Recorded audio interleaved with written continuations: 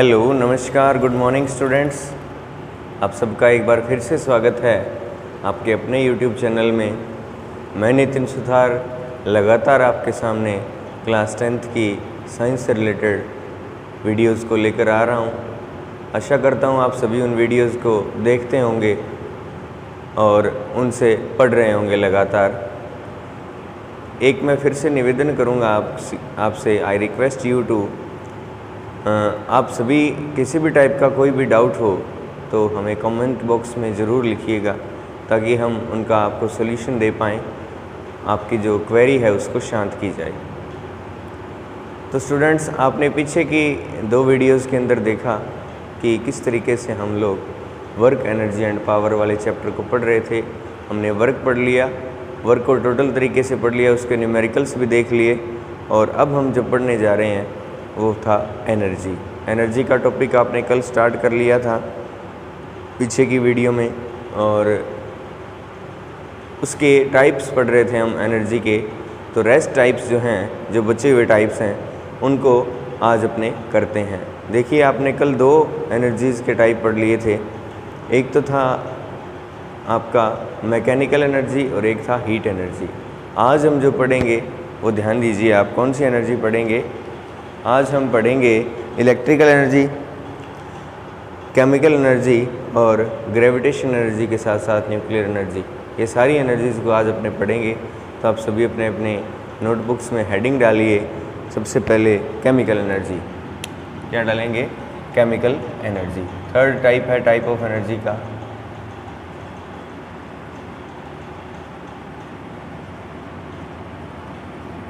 Chemical energy. देखिए, इसका नाम ही केमिकल है।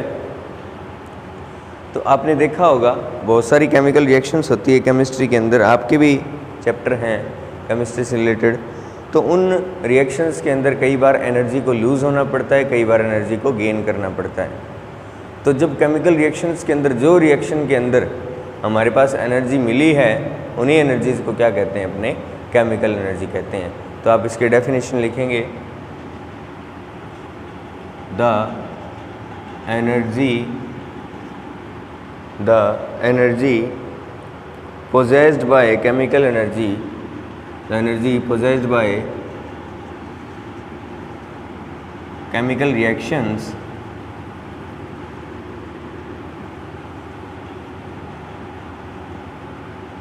is known as chemical energy, is known as chemical energy। यानी केमिकल रिएक्शंस की वजह से जो एनर्जी आपको पोजेस होगी वही क्या होगी? केमिकल एनर्जी कहलाई जाएगी। इसके एग्जांपल देखो। एग्जांपल अपने बैटरी में होती है, केमिकल एनर्जी होती है कि नहीं होती? जो बैटरी अपने घरों में यूज़ करते हैं, रेडियो में या अदर अप्लायंसेज में, गीज़र में, उन सभी बैटरीज के अंदर केमिकल एनर्जी होती है जिसकी वजह से अपने उसको यूज़ कर पाते हैं। तो एग्जाम्पल इसका बैटरी हो गया, सेल हो गया और केमिकल रिएक्शंस हो गई कोई भी टाइप की, ये इसके एग्जांपल हो जाएंगे। केमिकल एनर्जी इसमें फूड, कोल, कुकिंग गैस एक्सेट्रा, ये भी सभी क्या हैं? कोल, कुकिंग गैस, ये केमिकल एनर्जी तो है।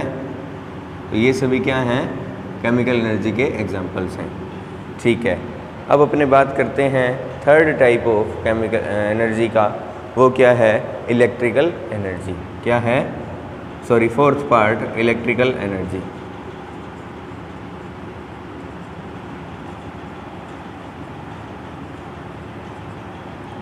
इलेक्ट्रिकल एनर्जी का नाम ही पहले पता चल रहा है। देखिए, आपने ध्यान में दिया होगा कि इलेक्ट्रिकल एनर्जी होती क्या है, इलेक्ट्रिसिटी क्या होती है। तो इलेक्ट्रिसिटी होती है the rate of flow of electric charges, यानी आवेशों के चलने की दर को इलेक्ट्रिक करंट या विद्युत धारा कहते हैं। तो उसी क्रम में मैं आपको बताना चाहूँगा कि इलेक्ट्रिक एनर्जी कब मिलेगी? जब क्या होगा? इलेक्ट्रिकल चार्जेस कुछ ना कुछ फ्लो करेंगे या उनकी मूवमेंट से जो एनर्जी पोजेस होगी वो कौन सी होगी? Electrical energy. तो हम क्या कहेंगे? द एनर्जी पोजेस्ड बाय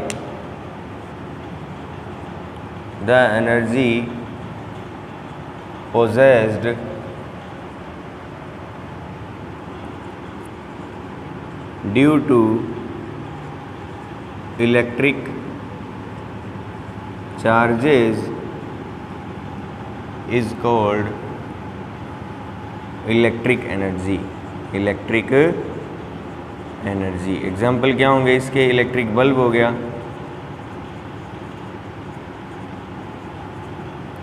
या कोई भी इलेक्ट्रिक सर्किट हो गई किसी भी टाइप की, जैसे पूरी घर में सर्किट है वो भी किस पर बेस्ड है?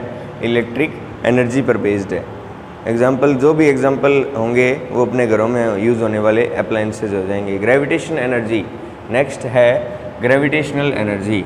Number 5 gravitational energy.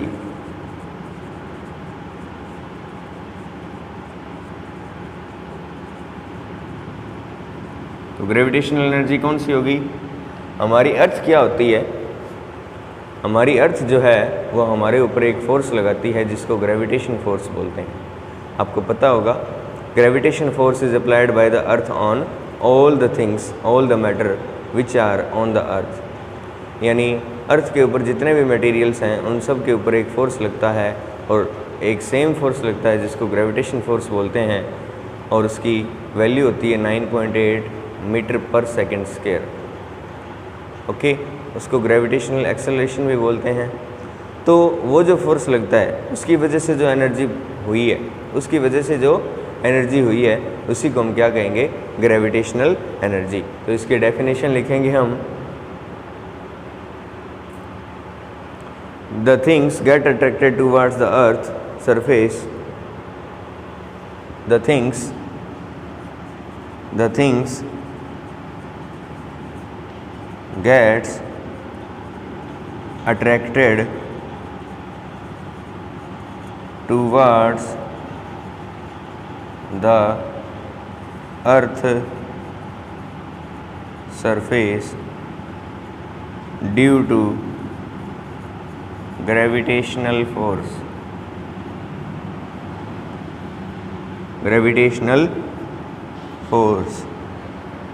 and this energy is called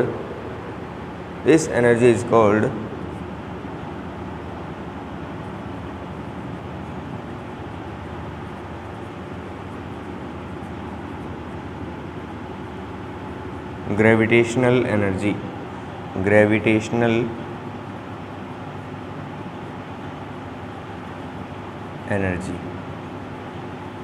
okay, इसी की वजह से क्या होती है कि हर चीज़ जो है वो अर्थ की तरफ फॉल करती है। वो रिवर से जो झरनों से पानी गिरता है वो नीचे की तरफ क्यों गिरता है? क्योंकि सब जगह पर एक जैसा ग्रेविटेशन फोर्स लगता है। इसी की वजह से जो भी चीज़ अपने ऊपर फेंकते हैं वो सारी चीज़ें नीचे आ जाती हैं। ठीक है, अब अपने बात करते हैं, ये तो थी टाइप्स ऑफ एनर्जी जो आपने पढ़ी। मैकेनिकल एनर्जी, उसके बाद आपने हीट एनर्जी पढ़ा, फिर आपने केमिकल एनर्जी पढ़ा, और केमिकल एनर्जी के बाद में इलेक्ट्रिकल एनर्जी पढ़ा, और इलेक्ट्रिकल एनर्जी के बाद में ग्रेविटेशन एनर्जी पढ़ा। ठीक है, ये तो बातें हो गई सब। अब अपने इनको एक एक को डिटेल से पढ़ते हैं। तो डिटेल से पढ़ने के लिए हमें सबसे पहले पढ़ना होगा मैकेनिकल एनर्जी को। किसको? मैकेनिकल एनर्जी को। तो चलो पढ़ते हैं मैकेनिकल एनर्जी। क्या होती है मैकेनिकल एनर्जी?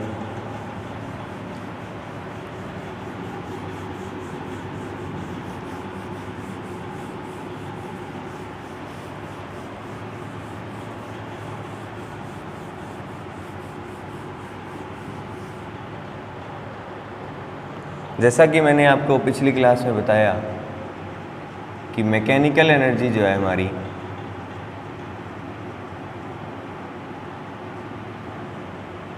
वो सब मशीनों के अंदर होती है। क्या होती है? सभी मशीनों के अंदर होती है। तो इसको बड़ी आसानी से एग्जांपल से समझना है अपने को। 2 एग्जांपल लेने हैं। मैंने आपको सीधी सीधी बात बताई थी कि मैकेनिकल एनर्जी जो है वो 2 टाइप की एनर्जीज़ का सम है। एक तो है काइनेटिक एनर्जी और एक है पोटेंशियल एनर्जी। काइनेटिक एनर्जी उनमें होती है जो बॉडी मूविंग कंडीशन में हो, और पोटेंशियल एनर्जी उसमें होती है जो बॉडी जो है वो रेस्ट कंडीशन में हो या किसी पोजीशन पर स्थित हो। तो समझना है बड़ी आसानी से और बड़ी क्लियर करते हुए 2 एग्जांपल से समझाऊंगा। एज्यूम कीजिए आपके पास कोई लकड़ी का वुडन ब्लॉक है जिसके ऊपर आपने एक कील या नेल रख रखी है आयरन की, और उसके ऊपर जब आप किसी भी हैमर से फोर्स लगाते हो, फोर्स लगाकर उसके ऊपर टच करते हो, इस तरीके से आपने उसको टच किया तो वो नेल जो है वो वुडन ब्लॉक के अंदर घुस जाती है। वो the nail goes inside when you touches the iron nail by the hammer with the force. यानी किसी भी फोर्स से जब आप उस हैमर से उस नेल के ऊपर क्या करोगे, फोर्स लगाओगे, तो वो नेल अंदर चली जाएगी। उसमें 2 टाइप की एनर्जीज हैं। जब आपने उस हैमर को पीछे की तरफ आपने उसको किया, तब उसके अंदर एक एनर्जी क्रिएट हुई, उसकी पोजीशन के लिए अनुसार उस एनर्जी को बोलते हैं पोटेंशियल एनर्जी। यानी एक स्टोर हो गई उसके अंदर एनर्जी। एक तो यहाँ से सीधा फोर्स लगाओगे, एक पीछे ले जाकर जब आप फोर्स लगाओगे तो बताओ डबल फोर्स होगा कि नहीं होगा? बिल्कुल होगा। तो पोटेंशियल एनर्जी जो होती है वो इसीलिए होती है कि हम लोग उसके अंदर थोड़ा सा फोर्स जो है वो ज़्यादा यूज़ कर पाएँ। ठीक है, तो वो तो हुआ पोटेंशियल एनर्जी। पोटेंशियल एनर्जी होगी यहाँ तक हैमर ले जाने के लिए। फिर आप जब उस हैमर को उसके ऊपर किक करोगे या लगाओगे तो वहाँ कुछ अदर एनर्जी होगी जिसको क्या बोलते हैं, काइनेटिक एनर्जी। क्यों? क्योंकि आपने उसको क्या कर दिया, मूव करवा दिया। थंब को जो आपके पास हैमर था उसको आपने क्या करवा दिया, मूव करवा दिया। और जो आयरन नेल थी उसने भी कुछ ना कुछ वेलोसिटी या डिस्प्लेसमेंट किया, वो थोड़ी सी अंदर चली गई, तो वहाँ क्या हुआ, मोशन हुआ। और मोशन की वजह से जो एनर्जी पोजेस होती है वो होती है काइनेटिक एनर्जी। ठीक है, इज इट क्लियर? यानी मैं अगर कहूँ कि mechanical energy is a sum of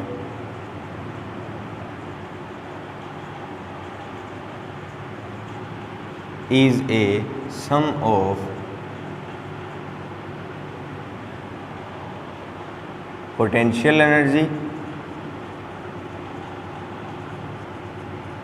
and kinetic energy.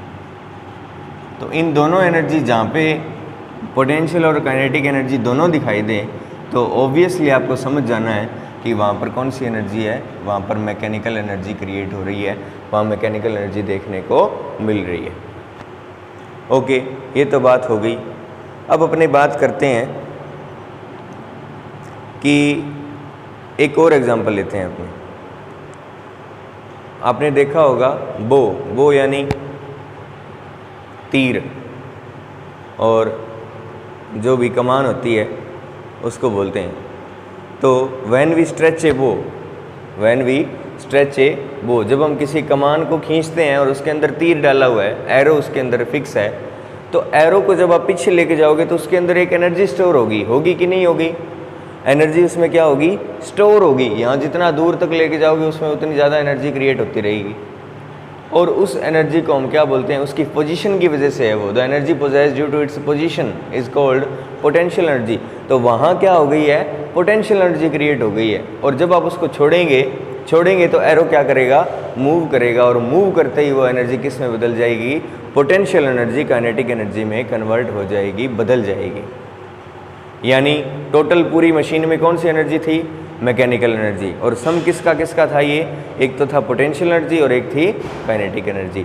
जब आप उसको पीछे स्टोर करोगे तो वो उसमें एनर्जी स्टोर हो चुकी है, कौन सी, स्ट्रेच करोगे तो उसमें एक एनर्जी स्टोर हो चुकी है जो कौन सी है, पोटेंशियल एनर्जी। और उसको छोड़ते ही वो किस में बदल जाएगी, काइनेटिक एनर्जी में बदल जाएगी। तो मेरे ख्याल से आप दोनों समझ गए होंगे। अब आप पोटेंशियल एनर्जी और काइनेटिक एनर्जी की डेफिनेशन लिख सकते हैं।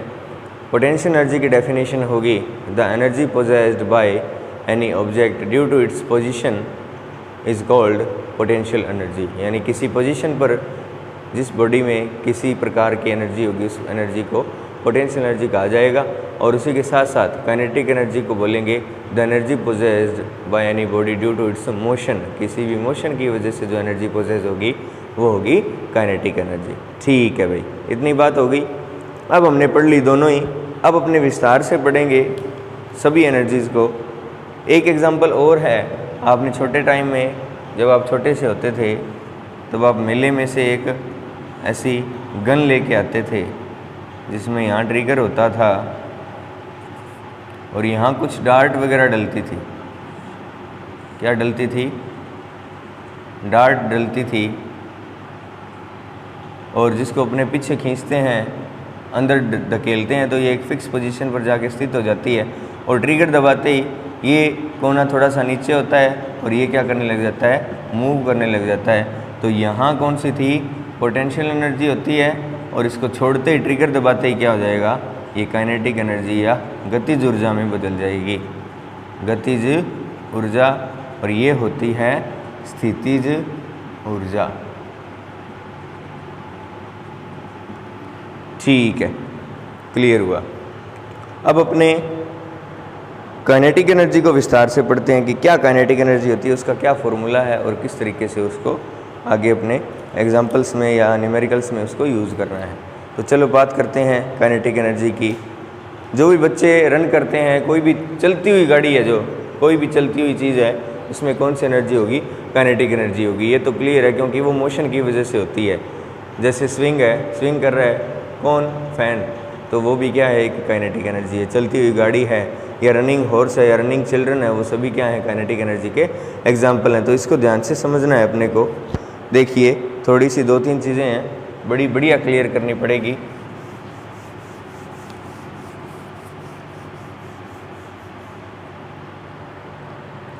देखिए कोई भी एक बॉक्स है या कोई भी गाड़ी मान लीजिए जो कि स्टार्टिंग में पॉइंट ए पर है। कहाँ पर है, पॉइंट ए पर है। जब पॉइंट ए पर है तो उसके अंदर एक u वेलोसिटी है। क्या है, u होती है इसकी इनिशियल वेलोसिटी। वेलोसिटी का मतलब होता है चाल, और इसकी फॉर्मूला होता है velocity is equal to distance upon में टाइम। डिस्टेंस और डिस्प्लेसमेंट अपॉन में टाइम, यानी टाइम के रिस्पेक्ट में उसके अंदर क्या हो रहा है, डिस्प्लेसमेंट हो रहा है, तो वहाँ क्या होगा, वेलोसिटी होगी। और उसकी स्टार्टिंग की जो वेलोसिटी है वो हमने क्या मान ली, u मान ली, कि वो पहले जो है वो u वेलोसिटी से मूव कर रहा है। मान लीजिए 2 किलोमीटर प्रति सेकंड की रफ्तार से ये दौड़ रहा है, या 2 किलोमीटर पर आवर की रेट से ये मूव कर रहा है। ये तो थी इसकी इनिशियल वेलोसिटी। अब इसने क्या किया, हमने इसके ऊपर एक फोर्स लगाया। क्या लगाया, फोर्स लगाया इस डायरेक्शन में, और फोर्स लगाते ही इसने डिस्प्लेसमेंट कर दिया थोड़ी देर के लिए s डिस्प्लेसमेंट, और ये पहुंच गया b पॉइंट पर। कहाँ पहुंच गया, पॉइंट b पर पहुंच गया। और b पर जब ये पहुंचा तो उसकी वेलोसिटी थी v। क्या था, v। यहाँ पर चेंज हो गई इसकी वेलोसिटी फोर्स लगाते ही। देखिए साइकिल चल रही है, उसके पीछे से धक्का दोगे तो उसकी वेलोसिटी या उसकी स्पीड जो है वो चेंज होगी कि नहीं होगी, होगी। स्पीड ही एक अलग टाइप की, वेलोसिटी और स्पीड एक ही चीज़ लेकर चलिए आप, थोड़ा बहुत डिफरेंस है वो आप समझ जाएंगे क्या होता है। तो वेलोसिटी अगर आपके लिए शब्द नया है तो आप स्पीड समझ सकते हैं। तो स्पीड जब उसकी चेंज होगी, कब होगी चेंज, जब उसके ऊपर कोई ना कोई फोर्स लगाया जाएगा। तो हमने इसके ऊपर फोर्स लगाया, फोर्स लगाते ही उसकी वेलोसिटी क्या हो गई, v। तो हम लोग कहेंगे कि इनिशियल वेलोसिटी u है, और v जो है वो क्या है, उसकी फाइनल वेलोसिटी। फाइनल वेलोसिटी, इसके ऊपर ये साइन आ रहा है एरो का, ये होता है वेक्टर का साइन। वेक्टर का मतलब होता है वो क्वांटिटीज़ जिनके अंदर मैग्नीट्यूड के साथ साथ डायरेक्शन की ज़रूरत पड़ती है। तो मैं अगर कहूँ कि 10 किलोमीटर चला, किसकी तरफ चला, तो उसमें डायरेक्शन जब हम बताएंगे तभी वो वेलोसिटी पूरी होगी। इसलिए कहने का मतलब ये है कि यहाँ पर डायरेक्शन का बहुत ही ज़्यादा रोल इम्पोर्टेंट है। यहाँ अपने को डायरेक्शन को बताना पड़ेगा। The role of direction is very important, that is why this is a vector quantity, otherwise it will be a scalar quantities, and scalar quantities are those quantities in which only magnitude is responsible, no any need of direction is applied. Okay, चलो देखते हैं। ये थी इतनी सी बात। पहले इसकी initial velocity थी u, और फोर्स लगाते ही उसकी वेलोसिटी हो गई v, और उसने डिस्प्लेसमेंट या विस्थापन कितना कर लिया s।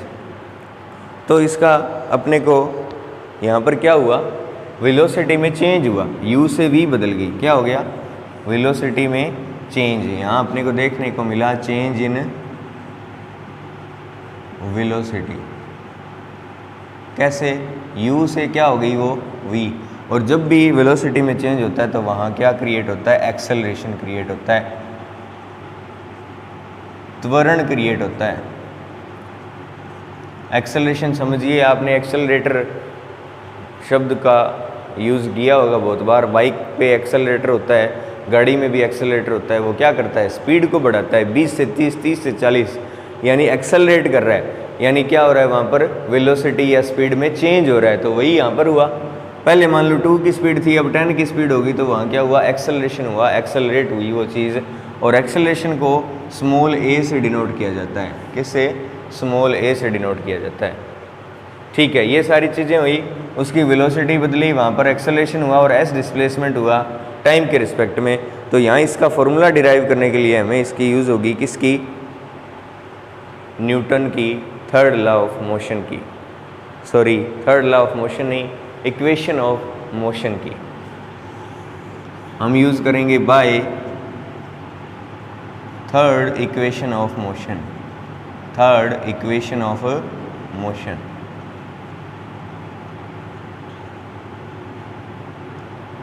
Third equation of motion है v square is equal to u square plus 2as। तो यहाँ सारी चीज़ें अपने पास अवेलेबल हैं।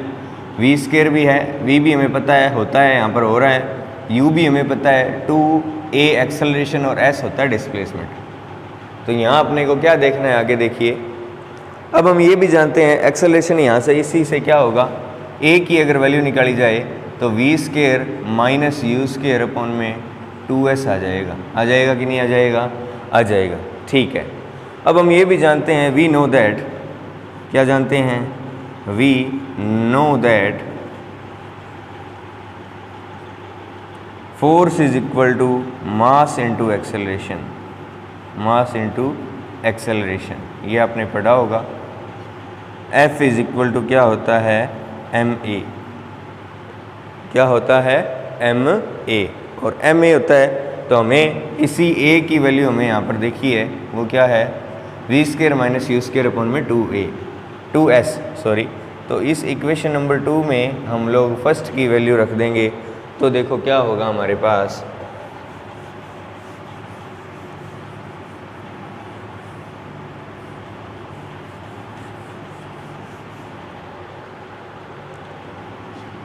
पुट द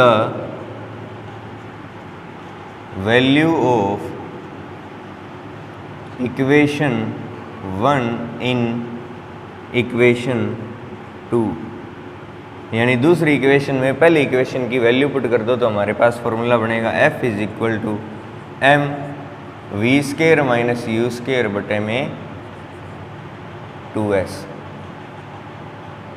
अब देखिए क्या होगा, अब इसका मल्टीप्लाई कर देते हैं। मल्टीप्लाई करेंगे तो क्या होगा, मल्टीप्लाई करेंगे तो क्या होगा, इस s को यहाँ लेके आएँ तो f इंटू एस हो जाएगा और यहाँ बन जाएगा m v square minus u square upon में 2। और f into S, force into displacement क्या होता है, वर्क डन होता है, हमने पढ़ा था। तो w इज इक्वल टू क्या आ जाएगा, m v स्केयर अपॉन में 2 माइनस u स्केयर अपॉन में 2। ठीक है, और यही वर्क डन जो है हमारे पास क्या बन जाएगा, हाफ, ऐसे लिख सकते हैं अपने, half m v square minus u square, क्योंकि 1/2 यहाँ से कॉमन ले लिया और m का m पड़ा है v square minus u square. हमारे पास आ गया वर्क डन। क्या आ गया, वर्क डन। और वर्क डन ये किसके द्वारा है, ये बॉडी के द्वारा किया गया वर्क डन है कि उसने u से v में जब उसकी वेलोसिटी चेंज हुई तो कितना वर्क डन किया गया। और यही वर्क डन जो है मैंने आपको पहले भी बताया था कि वर्क डन और एनर्जीज जो है वो एक तरीके से सेम चीज़ें होती हैं। तो हमने इसी वर्क डन को क्या माना है कि यही वर्क डन जो है वो काइनेटिक एनर्जी की फॉर्म में हो रहा है। और काइनेटिक एनर्जी क्या करता है, मोशन के अंदर जब कोई भी बॉडी मोशन करती है तो उस टाइम जो एनर्जी उसमें पोजेस होती है वही क्या होती है, काइनेटिक एनर्जी होती है। तो यहाँ हमने ये जो फॉर्मूला निकाला है W is equal to half m v square minus u square, इसी फॉर्मूले का यूज़ हो जाएगा और ये फॉर्मूला क्या बन जाएगा,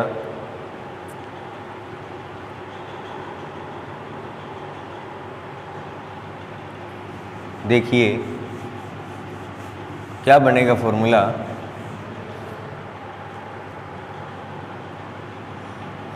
इफ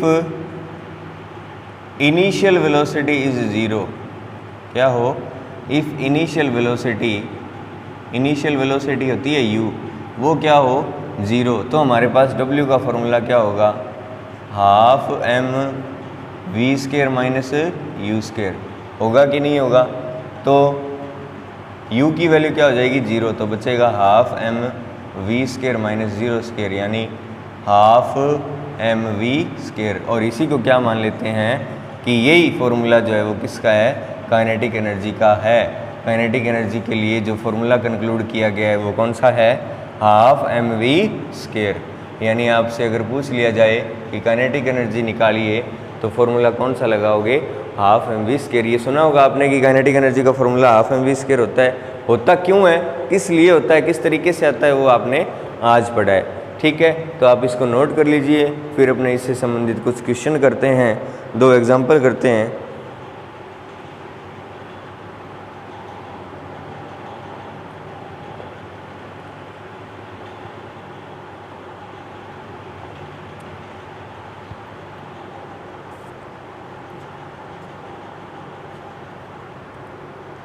चलो जी, कुछ करते हैं एग्जाम्पल्स।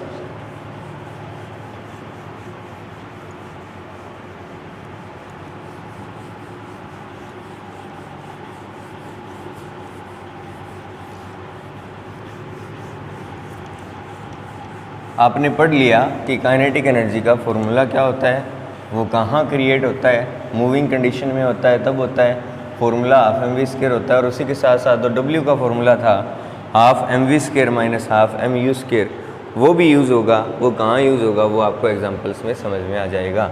देखिए एग्जाम्पल करते हैं काइनेटिक एनर्जी से संबंधित। First example,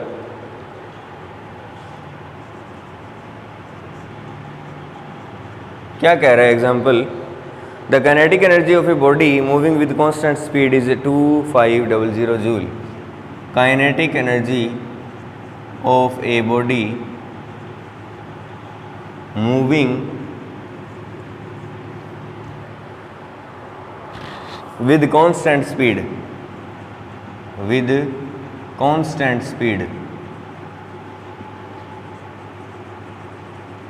is 2500 joule.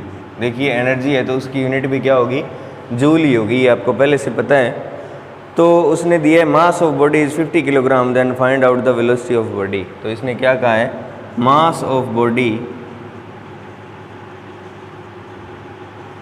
is 50 kilogram, then find out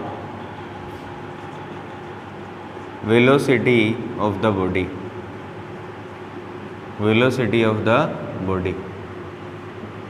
देखिए सॉल्यूशन करते हैं। सबसे पहले गिवन थिंग्स लिखते हैं। गिवन थिंग है हमारे पास, एक तो है काइनेटिक एनर्जी या फिर ई के से भी डिनोट करते हैं इसको, वो है 2500 जूल। एक हमें दिया हुआ है मास ऑफ बॉडी, तो हम लिखेंगे मास ऑफ बॉडी,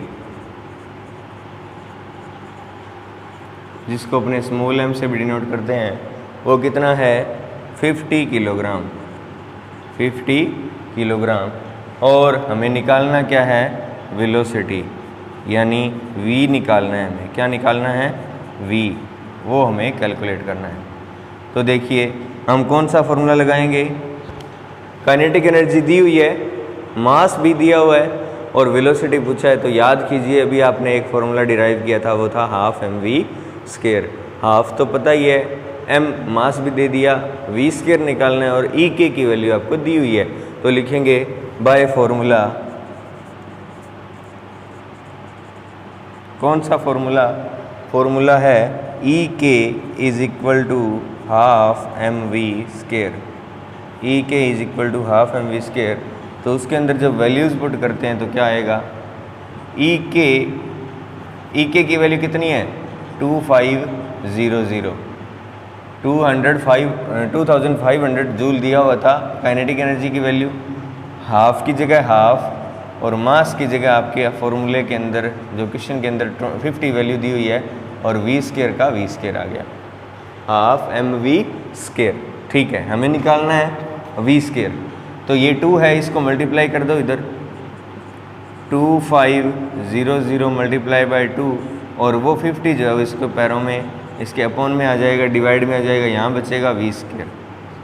अब इसको सोल्व आउट करते हैं तो हमारे पास क्या बनेगा, ऊपर बन जाएगा 5000 अपॉन में 50, तो 10 से 10 कैंसिल और बचेगा क्या 100, और यहाँ है v²। क्या है v² यानी वेलोसिटी, और अदर वर्ड्स में अगर मैं कहूँ तो वो है स्पीड। तो देखिए v² की वैल्यू 100 है, तो v की वैल्यू क्या होगी, v की वैल्यू होगी √100, क्योंकि स्क्वायर हटाएंगे तो उधर दूसरी साइड रूट लग जाएगा, और v की वैल्यू क्या आ गई 10 मीटर पर सेकेंड, क्योंकि वेलोसिटी या स्पीड की जो यूनिट होती है वो क्या होती है मीटर पर सेकेंड, इसलिए आपके पास जो आंसर आएगा वो क्या होगा, velocity is equal to 10 metre per second. यानी वो चीज़ जिसका मास 50 किलोग्राम है और वो एक कांस्टेंट वेलोसिटी से चल रही थी, और उसकी वैल्यू जो थी काइनेटिक एनर्जी की वो अगर 2500 जूल थी, तो उस बॉडी का वेलोसिटी जो होगा वो कितना होगा 10 मीटर पर सेकेंड। ओके ठीक है, अब अपने एक नेक्स्ट क्वेश्चन और करते हैं छोटा सा। सभी एग्जांपल्स को करेंगे ताकि आपको बेटर तरीके से समझ में आए।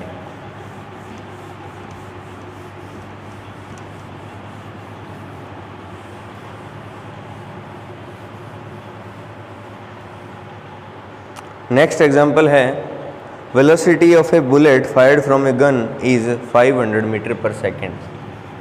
Velocity of a bullet fired from a gun, किसी बंदूक से जब किसी भी बुलेट को फायर किया गया है तो उसकी जो वेलोसिटी है वो कितनी है 500 metre per second, 500 metre per second उसकी वेलोसिटी दी है इसने। इसी के साथ साथ उसने मास भी दिया है बुलेट का, कितना मास दिया है 100 ग्राम, तो उसकी काइनेटिक एनर्जी निकालिए। Mass of bullet is 100 gram, then calculate kinetic energy of the bullet। गोली की गतिज ऊर्जा निकालनी है, तो सबसे पहले सॉल्यूशन में हम क्या करेंगे, गिवन थिंग्स को लिखेंगे।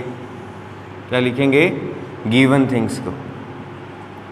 गिवन है हमारे पास एक तो वेलोसिटी v की वैल्यू दी हुई है 500 मीटर पर सेकेंड, एक हमें दिया है मास यानी m की वैल्यू दी है 100 ग्राम, तो 100 ग्राम को अगर मैं किस में बदलूं, किलोग्राम में, क्योंकि ग्राम यहाँ पे यूज़ नहीं होगा, CGS चलेगा या MKS सिस्टम चलेगा, तो मीटर किलोग्राम MKS सिस्टम चलेगा, यहाँ पर मीटर किलोग्राम सेकेंड में सिस्टम चलेगा, तो यहाँ हमें ग्राम की जगह किलोग्राम करना पड़ेगा। तो ग्राम को किलोग्राम में बदलेंगे तो 100 अपॉन में 1000 और वह आ जाएगा 0.1 किलोग्राम। ठीक है, ओके। अब अपने बात करते हैं और क्या दिया हुआ है। हमसे पूछा क्या है, उसने पूछा है कि EK की वैल्यू निकालिए। तो हम क्या जानते हैं, वी नो दैट सिंपल तरीके से करना है बेटा, पहले गिवन लिखो, फिर जो फॉर्मूला यूज़ हो रहा है बस उस फॉर्मूले को अप्लाई करके उसके अंदर जो वैल्यूज़ दी हुई हैं उनको पुट कीजिए, आपका आंसर बड़ा आसानी से आएगा।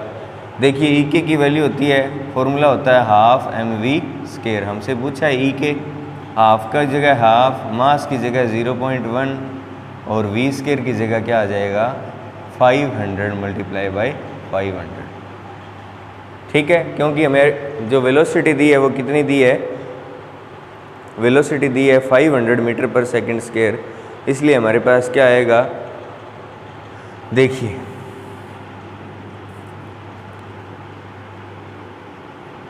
500 को 500 से मल्टीप्लाई करेंगे तो कितना आएगा, और उसको फिर अपने 0.1 से मल्टीप्लाई करते हैं तो देखो 0.1 मल्टीप्लाई बाय 250000, और इस पॉइंट को अगर अपने हटाना चाहें 0.1 से मल्टीप्लाई करना है तो एक ज़ीरो कम हो जाएगी, अपॉन में 2 है ही, तो ज़ीरो कम होगी तो क्या होगा 1 की जगह 0.1 की जगह 1 हो जाएगा, और 1 को फिर क्या करना पड़ेगा, एक ज़ीरो कम करके 2500 से मल्टीप्लाई करना पड़ेगा, यानी 1 × 2500 अपॉन में 2, यानी क्या हुआ 25,000 अपॉन में 2, 25,000 अपॉन में 2।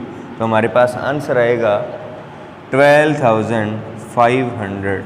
आगे यूनिट क्या होगी, काइनेटिक एनर्जी है इसलिए उसकी यूनिट होगी जूल। क्या होगी, जूल। तो आपके पास काइनेटिक एनर्जी की वैल्यू आ गई और ये क्वेश्चन भी सॉल्व हो गया। बड़ा आसानी से क्वेश्चन है, कोई दिक्कत नहीं है, कर लोगे आप। अब एक क्वेश्चन करते हैं जो कि काइनेटिक एनर्जी का लास्ट टाइप होगा और बड़ी बढ़िया तरीके से समझना है। वो वर्क डन वाला फॉर्मूला यूज़ होगा और उसके बाद अपने नेक्स्ट क्लास में पढ़ेंगे पोटेंशियल एनर्जी को डिटेल से। क्वेश्चन में दिया है कि एक मोटरसाइकिल है, a motorcycle of mass 100 kilogram, 100 kilogram mass है, वो 20 किलोमीटर पर आवर की स्पीड से चल रहा है। कितनी किलोमीटर पर आवर की स्पीड से चल रहा है, 20 किलोमीटर पर आवर की स्पीड से चल रहा है। इट इज़ मूविंग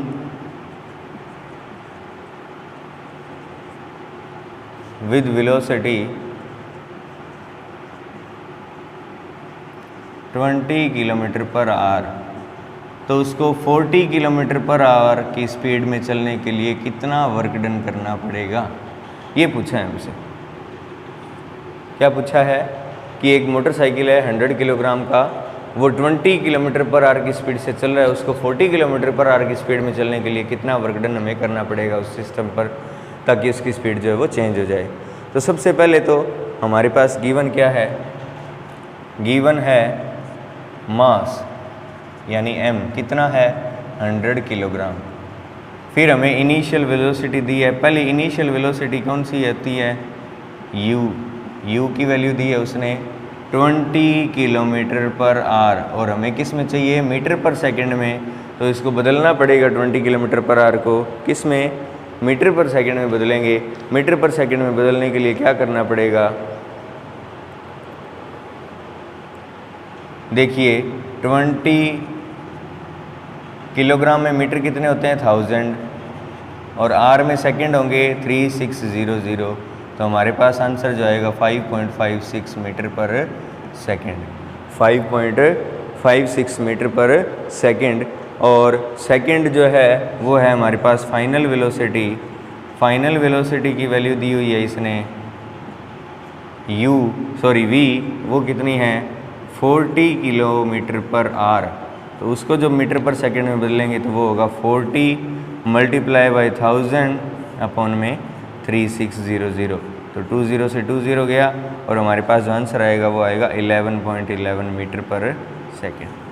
ये आ गई हमारे पास दोनों वैल्यूज़। इन दोनों वैल्यूज़ को अब अपने को यूज़ करना है और फिर अपने को वर्क डन निकालना है। तो देखिए वर्क डन का फॉर्मूला क्या होता था, मैंने आपको बताया था कि फॉर्मूला आप याद रखना, वो था work done is equal to half mv² minus u²।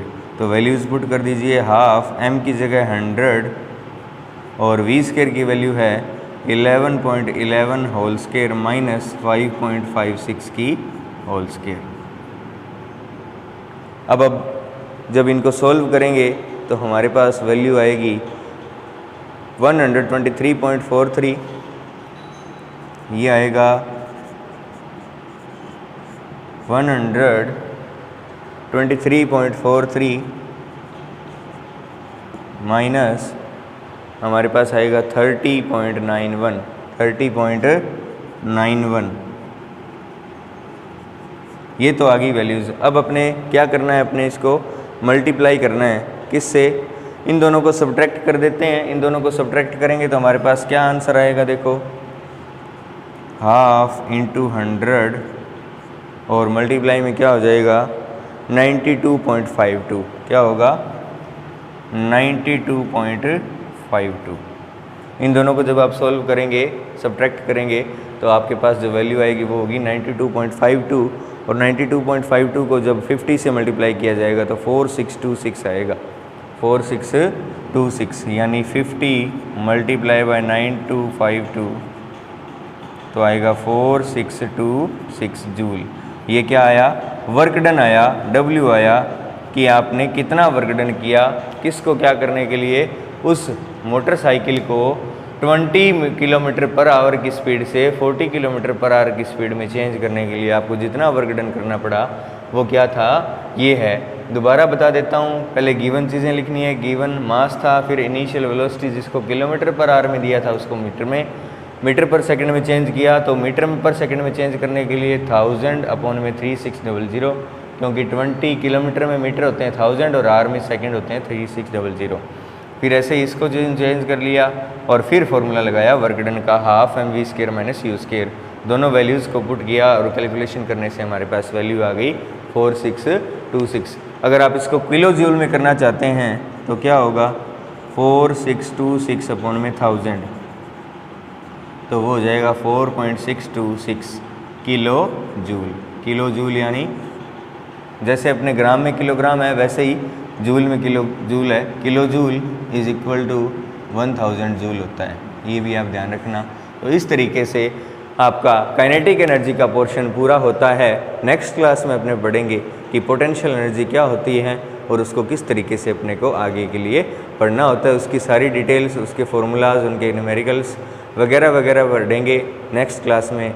Thank you for attending the class, thank you for joining. मिलते हैं नेक्स्ट क्लास में, तब तक के लिए गुड बाय।